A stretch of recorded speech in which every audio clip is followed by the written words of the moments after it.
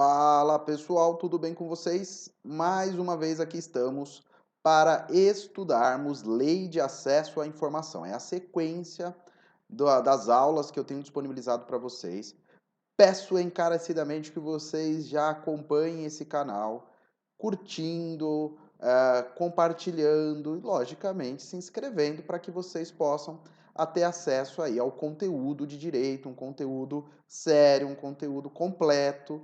Tem muitas matérias nas playlists, tem muitos assuntos, muitas lives que nós gravamos e eu tenho certeza que alguma coisa deve ser útil para vocês. Então, para quem não me conhece, deixa eu já me apresentar formalmente aqui para vocês.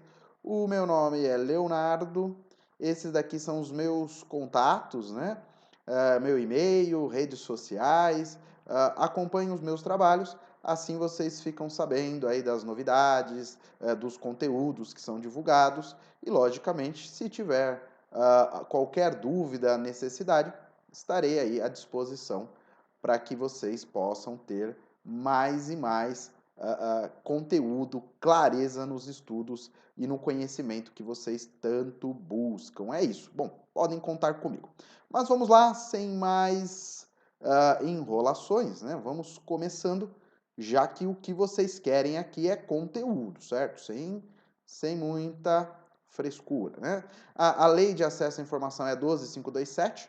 Assim, se você está chegando agora nesse conteúdo, verifique os vídeos anteriores, os quais têm desde o início da Lei de Acesso à Informação, tá bom? Aqui, logicamente, vocês perceberam uma pegada da Lei de Acesso voltada para estudos, seja em provas de concurso público, seja para exames da Ordem dos Advogados do Brasil, ou alguma situação voltada aí para uma pesquisa acadêmica na faculdade, algum ponto mais direcionado, o qual você tem a necessidade de ter um entendimento mais sintetizado da lei de acesso à informação, sem, né, um aspecto muito teórico, né, uma coisa pesada. Então, meu objetivo é sintetizar e facilitar aí o conhecimento para quem ou não conhece a lei ou precisa revisar, ou pegar alguns pontos específicos, né?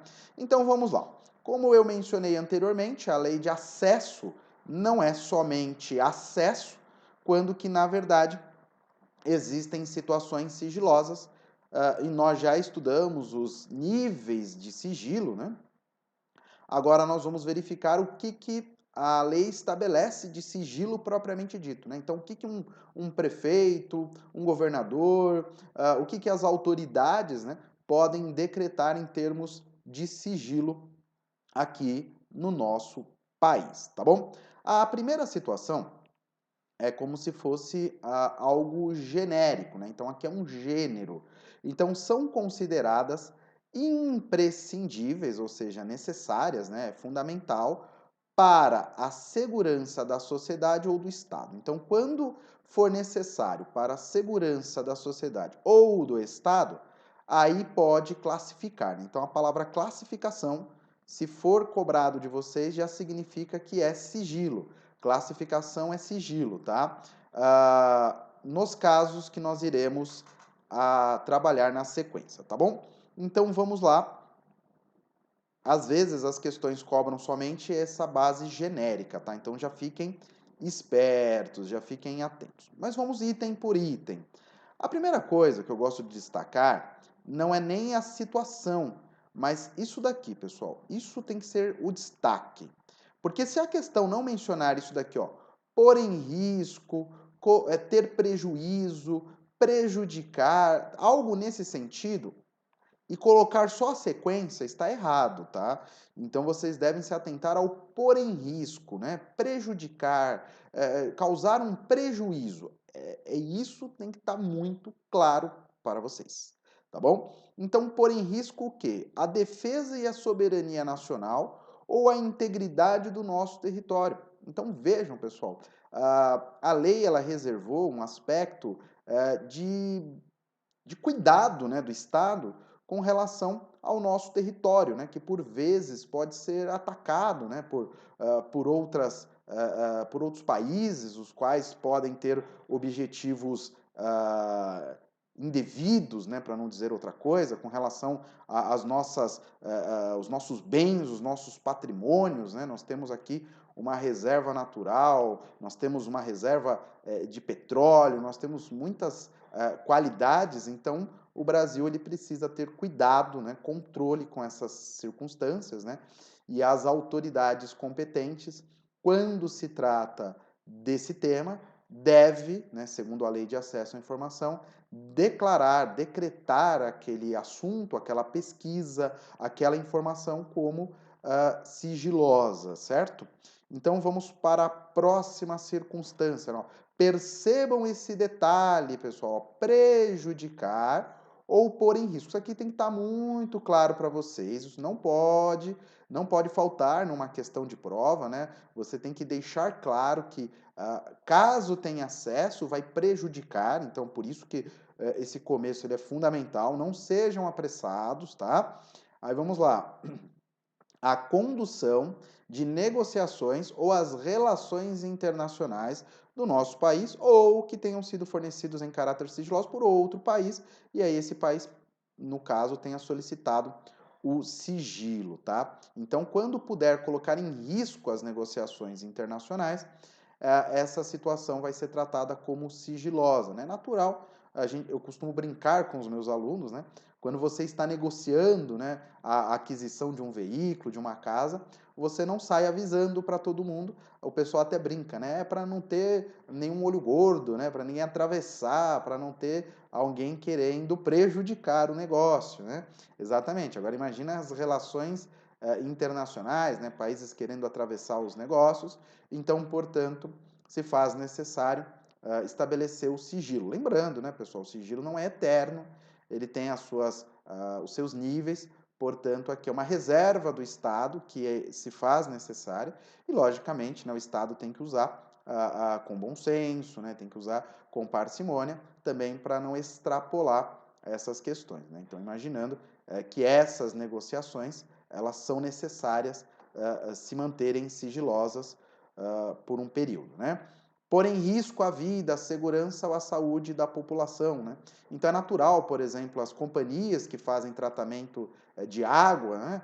Elas ocultam o mapeamento, né? Onde é feito o tratamento de esgoto, onde é feito o tratamento de água, justamente para evitar ataques, né? Terroristas, enfim, os quais muitas vezes a população nem sabe, né? Principalmente aqui no Brasil, que nós vivemos uma certa paz, né, entre aspas, né, mas que nós não temos diretamente, né, nenhuma invasão, nenhuma ameaça terrorista declarada, né, não há nenhum país que declarou abertamente, ó, nós vamos atacar o Brasil, fiquem espertos, né? Então, nesse sentido, a nossa população ela relaxa muito, né? Então, o brasileiro ele nem leva tão a sério essas questões de soberania, de segurança, mas é lógico, né, num cenário no qual nós vivemos, né, estatal, o Estado, para que se mantenha a sua organização, ele mantém no radar essas circunstâncias, né, e procura vigiar, proteger e, logicamente, estabelecer o sigilo quando necessário, tá bom? Lembrando, ó, outra situação aqui, ó, sempre destaquem, né, risco, prejuízo, né? Aí aqui no caso é a estabilidade financeira, econômica ou monetária do país, né? Então, ou seja, nós tivemos inclusive uma operação que foi feita pela Polícia Federal, operação Carne é Fraca, né? Não vou entrar no mérito da correção, incorreção da circunstância, porque não me cabe aqui fazer análise desses fatos, né? Para cada situação nós temos um fato, né? Não me cabe fazer uma análise do que de fato é certo ou errado, né? Mas o que aconteceu eu trarei a vocês aqui. Né? Essa operação ela deflagrou que alguns frigoríficos estavam utilizando ácido ascórbico, né? Me perdoem, nas carnes. E papelão na carne, carne no papelão, né? Aquela relação, não sei se vocês se lembram, mas o fato, né? O fato é que o Brasil é um dos maiores exportadores de proteína animal e essa notícia trouxe aí um certo prejuízo, né? Embargos à exportação, nós tivemos aí demissões, frigoríficos fechando, então é o tipo de notícia, é o tipo de situação que as autoridades devem ter um controle maior ao divulgar, né? Não estou dizendo que tudo deve ser excluído da população, né? Muito pelo contrário, mas as informações devem ter um grau de cuidado, né? Por parte aí dos envolvidos, né? Prejudicar, sempre tenham atenção com essa palavra, né? Risco, prejuízo, prejudicar, né? Que tá vendo de novo aqui, ó, o risco, planos estratégicos das Forças Armadas, né? Então, nessa questão de soberania, nós temos aí o Exército, Marinha e Aeronáutica, então se faz necessário aí o acompanhamento por parte das Forças Armadas de uma série de circunstâncias e os planos estratégicos, logicamente, devem estar em sigilo, tá bom? Continuando, né? Mesma coisa, destaquem risco, prejuízo, prejudicar, né? Projetos de pesquisas, desenvolvimentos científicos e tecnológicos, né? Ou áreas estratégicas de interesse nacional. Pessoal, nós temos que proteger as nossas pesquisas, né? E justamente até que elas estejam devidamente registradas, né? Para evitar que haja uma apropriação indevida. Então é natural que, caso tenha risco a divulgação da pesquisa, se faz necessário, logicamente, a imposição de sigilo, né? Igual nas instituições privadas, quando você tem ali uma pesquisa, e eu faço muito isso, né? Um projeto, você está desenvolvendo uma tecnologia e você precisa de investidores, o que nós fazemos? Um termo de confidencialidade, né? Ou seja, para aquele que vai receber a informação, ele não divulgue abertamente, né? Ou para algum terceiro, para evitar vazamentos, né? Então, os privados têm essa cautela, logicamente, o poder público deve mantê-la, né? E sempre lembrando, é claro que a gente pede, né, que as nossas autoridades usem, né, essas condições, pensando, logicamente, no bem da sociedade, né? Então é assim que a gente espera, né? Então a gente tem que ter essa contrapartida das nossas autoridades, tá bom? E lembrando, né, pessoal, o Brasil é um país com uma série de órgãos, né? Então, quando a gente fala da lei de acesso, é legal lembrar também da primeira aula, no qual eu mostrei para vocês quem que é o responsável, né, por prestar contas perante a lei de acesso à informação, né? Então, o Brasil vive muito do executivo, né? Vamos cobrar o prefeito, vamos cobrar o governador, vamos cobrar o presidente. Claro que isso tem que ser feito, a população tem que fiscalizar, nós temos que ficar atento aí aos gastos, às políticas públicas, mas o Brasil tem, logicamente, o nosso parlamento, né? Então, os vereadores, os deputados estaduais, distritais, né? Os deputados federais e os senadores, né?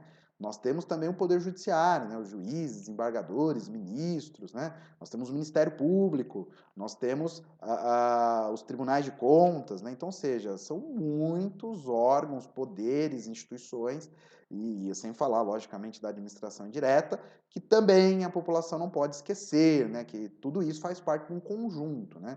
Muitas vezes parece que o Brasil vive só das políticas da prefeitura, do governo e do presidente da república, né? Da presidência.